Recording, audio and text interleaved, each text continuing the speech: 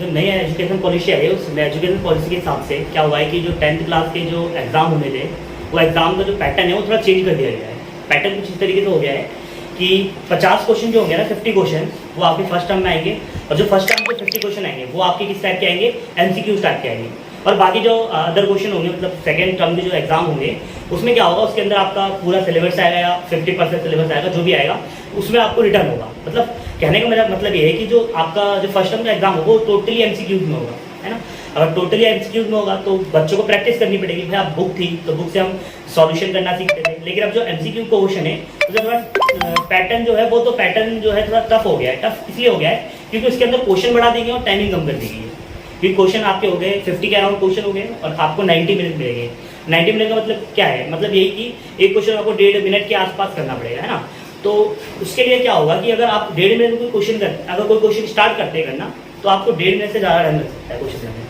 तो इस वीडियो में मैं आपको लेके आया हूँ, इस वीडियो में आपको जो भी क्वेश्चन होंगे उनको आपको 10 से 15 सेकंड या हद से 20 सेकंड में आपको कोई भी क्वेश्चन सॉल्व करना है, ताकि आपको क्वेश्चन 90 मिनट में 50 क्वेश्चन बड़े आराम से हो सके। तो स्टार्ट करते हैं वीडियो। तो मैं क्या करूँगा, आपके 3 क्वेश्चन स्क्रीन में पहले लिख के रख दूंगा। इससे क्या होगा, आपकी टाइम की क्या होगी, बचत होगी और उन क्वेश्चनों में सीधा सॉल्व कराना शुरू करेंगे। तो जैसे मैंने आपके 3 क्वेश्चन लिखे हुए आपकी बोर्ड पे, है ना। एक एक क्वेश्चन सॉल्व करेंगे और उसका पहले हम बेसिक मेथड भी देखेंगे और साथ साथ हम उसका शॉर्ट ट्रिक भी देखेंगे कैसे उस क्वेश्चन को हम कर सकते हैं बहुत जल्दी से जल्दी, ताकि हमारा जो 1.5 मिनट है उससे पहले हमारा क्वेश्चन हो जाए। ठीक है, स्टार्ट करते हैं। जैसे आपको फर्स्ट क्वेश्चन दे रखा है, पढ़ते हैं। देखा था total number of factor of a prime number is, तो ये तो सिंपल सा क्वेश्चन है, इसमें तो आप देखोगे टिक मार दो, बस आपको पता होना चाहिए कि क्वेश्चन में करना क्या है।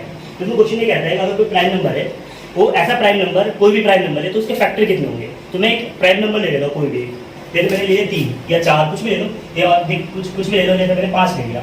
5 एक प्राइम नंबर है ना, 5 नंबर प्राइम नंबर। तो 5 अगर प्राइम नंबर है तो इसको देखा जाए तो फैक्टर करेंगे। तो फैक्टर कैसे करते हैं, 5 को लिख सकता हूँ 5 × 1 लिख सकता हूँ ना, 5 को लिख सकता हूँ 5 × 1। इसका मतलब क्या है, इसके कितने फैक्टर निकल गए, एक लिख गया 5 फैक्टर निकल गया और एक कितना निकल गया, 1 निकल गया। इसका मतलब इसके कितने फैक्टर आ रहे, 2 फैक्टर आ रहे। तो इसका आंसर कितना आ गया, 30 का आपका आंसर होगा।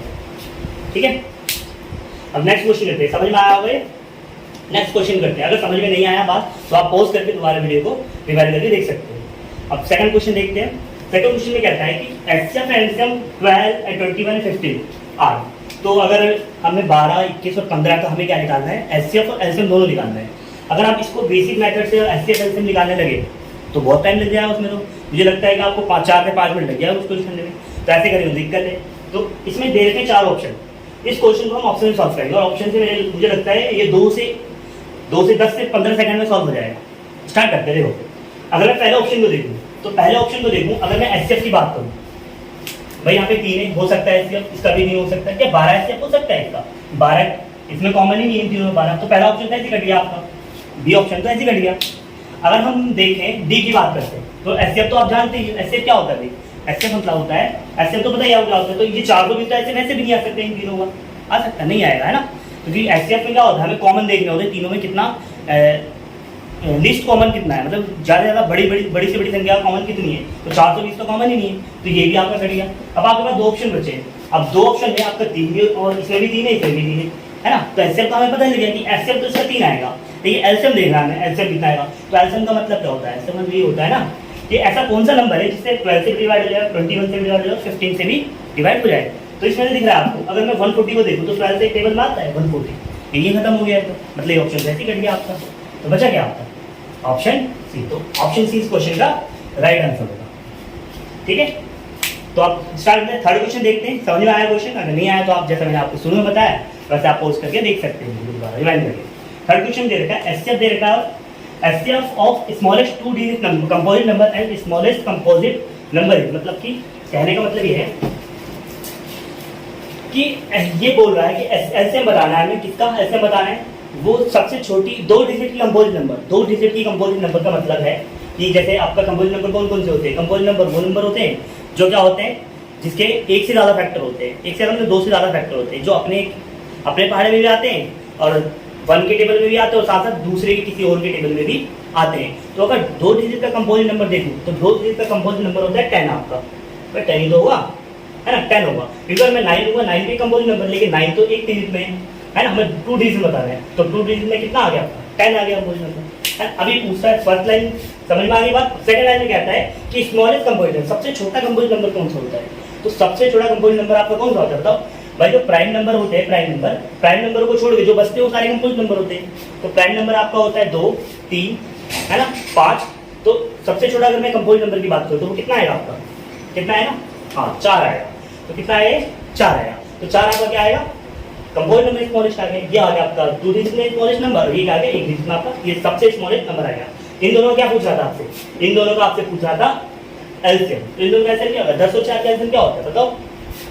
बताओ 10 और 4 का एलसीएम 20 होता है, करेक्ट। तो इसका आंसर क्या आएगा आपका? 20। तो 20 इस क्वेश्चन का राइट आंसर होगी। 10 के टेबल में आता है, 20 और के टेबल में आता है। ये 3 आपके क्वेश्चन है। अब बाकी 3 क्वेश्चन हम 3 क्वेश्चन करवा चुका था मैं आपकी। चौथा क्वेश्चन है। तो ये चौथा क्वेश्चन क्या कहता है? If 2 positive integer a and b are written as a equal to x square y square and b equal to x y cube, where x and y are the prime number, then a number HCF a and b। मतलब देखो कुल मिला के question क्या कह रहा है? घुमा रहा है इतना क्वेश्चन, ऐसा है कुछ है नहीं। जो कुल मिला के बोल रहा है ना ये कि a और b का HCF निकालना है। और a b क्या है? a आपका ये है और b क्या है? इसका मतलब HCF एलसीएम किसका पूछ रहा है? कि HCF एलसीएम पूछ रहा है आपका आपसे x square y square and ऐसे पूछ रहा है एक्स वाई की क्यूब। इन दोनों का ऐसे पूछ रहा है। ये और बी घुमा रहा है तो कुछ नहीं। ये इन दोनों का क्या करना है आपको? क्या निकालना है? एसएफ निकालना है। तो एसएफ का मतलब क्या होता है भाई? एसएफ का मतलब होता है क्या होता है? हाईएस्ट कॉमन फैक्टर बोल सकते हैं हम। क्या ऐसा कॉमन मतलब कि ज़्यादा ज़्यादा कितना कॉमन आ रहा है? मैक्सिमम कॉमन कितना आ रहा है इन दोनों में? जो इन दोनों में मैक्सिमम कॉमन आएगा वही क्या होगा आपका? एसएफ होगा। वही क्या होगा? एसएफ होगा। तो अगर मैं इसको लिखना चाहूँ तो इसको कैसे लिख सकता हूँ? मैं इसको लिख सकता हूँ एक्स इंटू एक्स, इसे लिख सकता हूँ वाई इंटू वाई, और इसको क्या लिख सकता हूँ मैं? x इंटू वाई इंटू ये लिख सकता हूँ ना। ये तो मैक्सिमम कॉमन क्या है? मैक्सिमम कॉमन क्या है? देखो मैक्सिमम कॉमन आ रहा है आपका, एक तो x आ रहा है, x आ रहा है ना, और क्या आ रहा है? y और y। मतलब कॉमन क्या है आपका? x आया, y आया, इंटू में y आया। इसका मतलब आंसर क्या होगा आपका? x y का परस्पर। यही आपका आंसर का हाँ ऑप्शन कौन सा है? ऑप्शन बी इस क्वेश्चन का है ना, सिंपल। तो क्वेश्चन नंबर 5 है आपका। ये तो सेम ही क्वेश्चन है, क्वेश्चन हो जाता है। इस क्वेश्चन को आप अपने आप ट्राई करेंगे और हो जाएगा। जैसे ये करा हमने वैसे इसको ट्राई करेंगे, बस इसके अंदर एलसीएम निकालना था, इसके अंदर एलसीएम निकालना होगा है ना। एलसीएम क्या करते हैं? इसमें हमने मिनिमम कॉमन लिया, यहाँ पे मैक्सिमम कॉमन लेते हैं है ना। मैक्सिमम कितना ज़्यादा कॉमन आ सकता है वही इसका आंसर होगा। ट्राई करेंगे हो जाएगा, ठीक है। अगला क्वेश्चन करते हैं छठा क्वेश्चन क्या कहता है? छठा कहता है question 7 into 11 into 13 into 15 plus 15। बताने की जरूरत नहीं है, तो दिख ही रहा है क्वेश्चन। इसमें क्या है कि क्या हो सकता है? ये कंपोजिट नंबर हो सकता है, होल नंबर हो सकता है, प्राइम नंबर हो सकता है, या फिर कंपोजिट नंबर और होल नंबर दोनों हो सकता है ना। 4 ऑप्शन देंगे। तो आप अगर ध्यान से देखें क्वेश्चन को करना चाहें कैसे करेंगे इस क्वेश्चन को? सॉल्व करते हैं इस क्वेश्चन को। देखो इधर का 7 इंटू में 11 इंटू में 13 इंटू में 15 प्लस 16 है ना। ये देखें ना। अब देखते हैं, पहले हम प्रॉपर्टी जानना, हमें आपको प्रॉपर्टी पता होनी चाहिए। क्वेश्चन करने के लिए प्रॉपर्टी क्या होती है? अगर कंपोजिट नंबर देखें तो कंपोजिट नंबर पता है क्या होता है? कंपोजिट नंबर वो नंबर होता है जो नंबर अपने फाड़े में आता है और दूसरे के भी फाड़े में आता है ना। 1 के टेबल में आता है कंपोजिट नंबर होता है ना। होल नंबर क्या होता है? होल नंबर आपका क्या हो सकता है? जैसे होल नंबर सारे 1 से लेकर 9 तक, या उससे जैसे नॉर्मली लोग 1 से लेकर इन्फिनिटी तक कहते हैं होल नंबर, तो वो सारे होल नंबर होंगे आपके ना। प्राइम नंबर कौन से होते हैं? प्राइम नंबर भी आपको पता है 1 हो सकता है, 2 1 नहीं होता है, 2 3 5 है ना, 7 इस टाइप के होते हैं प्राइम नंबर। तो मतलब प्रॉपर्टी पता होनी चाहिए इस क्वेश्चन को करने का। अगर आपको प्रॉपर्टी पता है कि हाँ ये नंबर की ये कंडीशन होती है तो वो नंबर कहलाता है, तो क्वेश्चन आसान से हो जाएगा, ठीक है। तो हमें देखते हैं इस नंबर को। अगर मैं देखूँ कि ये पहले तो देखो 2 ही ऑप्शन दे देगा, तो प्राइम हो सकता है कंपोजिट। होल नंबर तो है ही, होल नंबर तो होगा ही, बस आपको देखना है ये प्राइम बनेगा या कंपोजिट बनेगा। तो सॉल्व करते हैं। तो देखो अगर मैं ध्यान से देखूँ तो मैं 15 देखो 15 इधर भी 15 है और यहाँ पे भी क्या है 15। इसको मैं लिख सकता हूँ 15 इंटू 1 लिख सकता हूँ ना। भाई 15 एकम 15 ही होता है, चाहे 15 लिख लो या 15 15 इंटू 1 लिख लो, एक ही बात है ना। अच्छा इन दोनों में कॉमन लिख सकता हूँ, इधर से भी कॉमन लिख सकता हूँ, इधर क्या कॉमन है? हाँ 15 कॉमन है। कितना कॉमन है? 15। तो इसमें से 15 निकल गया, बचा कितना? यहाँ पे कितना बचा? इंटू में यहाँ बचा 7 इंटू 11 इंटू 13 है ना। और क्या बचा? कुछ नहीं, बस यही बचा। और इस तरफ क्या बचा? इस तरफ बचा प्लस का, इधर प्लस का 1 बचा है ना। ये बचा ना। तो यहाँ पे मुझे दिख रहा है, क्या दिख रहा है? अगर मैं 15 को देखो ध्यान से तो ये पूरा का पूरा नंबर, ये जो जितना भी नंबर है सारा का सारा नंबर 15 के पहाड़े में आ रहा है, 15 के टेबल में आ रहा है। इसका मतलब 15 के टेबल में आ रहा है, क्या बनेगा फिर? क्या बनेगा? अगर 15 को भी लिख सकते हो आप, तो क्या लिख सकते हो? 15 को 5 इंटू 3 लिख सकते हैं ना। और इंटू में बाकी ये लिख सकते हैं है ना। तो ये नंबर लिख सकते हैं। तो यहाँ पे दिख रहा है मुझे ये जो नंबर है आपका जो दिया हुआ है, इस नंबर ये 5 के भी टेबल में आ रहा है, 3 के टेबल में भी आ रहा है और इस के भी टेबल में भी आ रहा है। तो ये क्या होगा? कंपोजिट नंबर होगा। अगर ये कंपोजिट नंबर होगा तो पहला ऑप्शन तो ये ठीक है, ये ऑप्शन ठीक है। अब आपको पता है अगर ये नंबर तो दिख रहा है आपको कंप्लीट है फ्रैक्शन में, पी अपॉन क्यू के फॉर्म में तो है नहीं है, तो ये होल नंबर ही होगा, है ना। तो ये इसका ऑप्शन क्या हो सकता है? ए और बी दोनों होंगे, ये कंपोजिट नंबर भी होगा होल नंबर का। इसका आंसर क्या है? ऑप्शन डी क्वेश्चन का राइट आंसर होगा, ए और बी हो। ठीक है, ठीक है। अगले क्वेश्चन करते हैं। तो नेक्स्ट क्वेश्चन आपका, if the LCM of A and 18 is 36 and the HCF of A and 18 is 2, then the A मतलब ए की वैल्यू पूछा है। कह रहा है कि अगर एलसीएम कह रहा है 18 और 1, कोई नंबर होगा, कोई भी नंबर नहीं लिखा, ए और 18, ए है और 18 है, ए और 18 का एलसीएम दे रखा आपको 36 है और एचसीएफ दे रखा है 18 का कितना 2। आपको बताना ए कितना होगा, ए कितना होगा। तो अगर बेसिक से करें, बेसिक से करें, बेसिक से तो टाइम लगेगा, करेगा बेसिक से। चलो बेसिक से करके देखते हैं। चलो देखो, एक ए दे रखा आपको और ये क्या दे रखा है? 18 दे रखा है। इनका आपको एलसीएम भी पूछ रहा है और एचसीएफ भी पूछ रहा है, ऐसा कुछ नहीं। 18 दे रखा है, इसका एचसीएफ भी दे रखा है और एलसीएम भी दे रखा है। और एचसीएफ कितना दे रखा आपका? एचसीएफ दे रखा आपका 36 दे रखा है एलसीएम, और एचसीएफ कितना दे रखा आपका? कितना दे रखा? 2 दे रखा है ना, ये ना। तो आपने फॉर्मूला पढ़ा होगा 10th में, क्या है फॉर्मूला होता है? अगर दो नंबर है आपके पास तो उन दोनों नंबर का क्या करते हैं? मल्टीप्लाई। अगर एक नंबर ए है दूसरा बी है तो उनका मल्टीप्लाई हमेशा किसके बराबर होता है? उनके एचसीएफ का एलसीएम के क्या होता है? मल्टीप्लिकेशन के बराबर होता है ना, प्रोडक्ट के बराबर होता है। मतलब एलसीएम इनटू एचसीएफ के क्या होगा? ये होगा ना। तो बेसिक से कैसे करेंगे? ए की जगह ये रख दूं, बी की जगह मैंने 18 ले लिया, एलसीएम हमने 36 ले लिया और आपने एचसीएफ कितना ले लिया। अगर सॉल्यूशन करेंगे तो क्या आएगा भाई? कितना आएगा? 18 छोड़ दो, 36 इनटू में 2, 18 से मल्टीप्लाई इधर क्या करेगा? डिवाइड। सॉल्व करेंगे कितना आएगा? 18 पूजा 30 और 2 पूजा, मतलब एक ही वैल्यू कितनी? ये तो रहा आपका लॉन्ग मेथड। कितना टाइम लगाओ? 50 सेकंड, 7 सेकंड ऐसे लगाओ।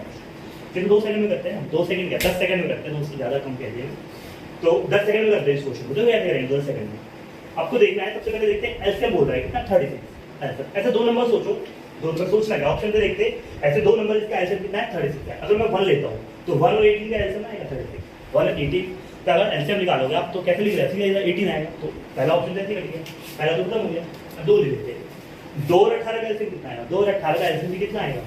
कितना आएगा? हाँ 30, मतलब 18 ही आएगा सर, तो ये भी खत्म, मतलब 38 लाना है। अगर 3 रखता हूँ 3, तो 3 और 18 का एलसीएम कितना आएगा? उसका भी 18 ही आएगा। ये भी खत्म बच जाएगा। Option D right answer. तो सिंपल है, एक ही जगह 4 है तो 4 और 18 का एलसीएम कितना है? 36 आएगा। बात कर तो अगर बाई में कोई अगर कुछ ऐसा ऑप्शन दे रहा है, अगर कोई ऐसा ऑप्शन दे रहा है जो 36 सूटेबल हो रहा है, मतलब जैसे कोई और नंबर दे दिया 8 दे दिया, 8 नहीं होगा, मतलब कोई और दूसरा आंसर दे दिया, तो उसमें क्या करना पड़ेगा? एचसीएफ को भी देखना पड़ेगा कि एचसीएफ में सूटेबल हो रहा है या नहीं हो रहा है। या तो एलसीएम से ही काम हो गया तो जरूरत ही नहीं पड़ेगा एचसीएफ की। तो इस तरीके से करेंगे हम शॉर्ट में, है ना, इस तरीके से करेंगे तो 50 से 60 सेकंड लग जाएंगे। वो आपके लिए ठीक नहीं है। ये 10 सेकंड का क्वेश्चन है। अगला क्वेश्चन देखते हैं। अगला क्वेश्चन कहता है कि both 5 to 5 and 300 are the divisible only by the 3, 5, 29, 70. Then the word is the HCF of 5 to 5, 300. तो वही कहता है कि आपके पास 525 दिया है ना, और 3000 दिया है। 5 to 5, 3000 इन दोनों के प्राइम फैक्टर दे रखे हैं। डिविजिबल मतलब ये है कि इन सबके टेबल में आता है, मतलब 3 के टेबल भी आ रहे हैं दोनों, 5 के टेबल भी आ रहे हैं और 15 के टेबल में आ रहे हैं, 25 के 75 के टेबल में आ रहे हैं। इंग्लिश में 3 और 5 और 50, 25 और 75 के टेबल में आ रहे हैं। तो अब ये पूछ रहा है इसका एचसीएफ क्या होगा? एचसीएफ क्या होता है? एचसीएफ वो होता है जो वो बड़ी से बड़ी संख्या है ना, जो इन दोनों में क्या हो कॉमन।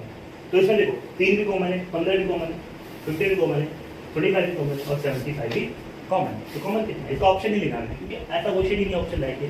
तो इसके सबसे मैक्सिमम सबसे बड़ा नंबर कौन सा है जो दोनों में कॉमन है? वो कौन सा? तो इसका क्वेश्चन का आंसर कितना आएगा? 75। बस क्वेश्चन का आंसर होगा, सिंपल बहुत है। कॉमन क्या है? 75 ना, बड़ा नंबर जिन दोनों में कॉमन है वो 75। तो इस क्वेश्चन का आंसर होगा 75 होगा। ठीक है, सिंपल है वो। नेक्स्ट क्वेश्चन देखते हैं।